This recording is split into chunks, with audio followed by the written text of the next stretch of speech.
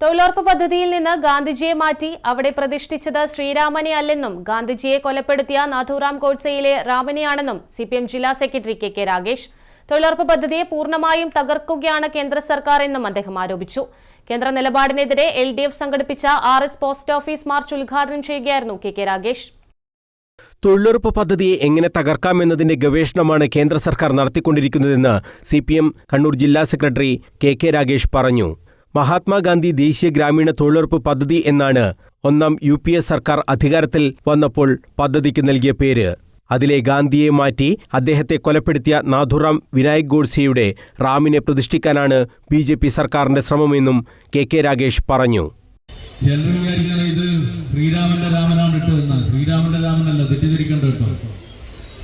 മഹാത്മാഗാന്ധിയെ മാറ്റി അതിനു പകരം മറ്റൊരു രാമനെ വെച്ചിരിക്കുന്നു. ആ രാമന്റെ പേരാണ് സാക്ഷാൽ നാഥുറാം എന്ന് പറയുന്ന നാഥുരാമനാണ് ഈ രാമൻ എന്ന് നമ്മൾ മനസ്സിലാക്കണം.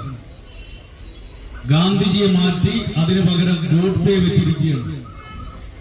ഗോഡ്സെയുടെ ആദ്യ പേര് നാഥുറാം എന്ന് പറയുന്ന രാമനാണ് ഇപ്പൊ പുതിയ ബില്ലിന്റെ ഭാഗമായിട്ട് കൊണ്ടുവന്നത്. സാക്ഷാൽ നാഥുറാമിന് വേണ്ടിയുള്ള ബില്ലാണ് ഈ ബില്ല്, നിയമം. തൊഴിലുറപ്പ് പദ്ധതിയെ അട്ടിമറിക്കുന്ന കേന്ദ്ര നയങ്ങൾക്കെതിരെ LDF സംഘടിപ്പിച്ച RS പോസ്റ്റ് ഓഫീസ് മാർച്ച് ഉദ്ഘാടനം ചെയ്ത് സംസാരിക്കുകയായിരുന്നു കെ രാഗേഷ്. ഗാന്ധിജിയെ കൊലപ്പെടുത്തിയ ഗോഡ്സെയുടെ രാമനെ പ്രതിഷ്ഠിക്കുക വഴി മതരാഷ്ട്രമെന്ന സംഘപരിവാറിന്റെ രാഷ്ട്രീയ അജണ്ടയാണ് കേന്ദ്ര സർക്കാർ നടപ്പാക്കുന്നത്.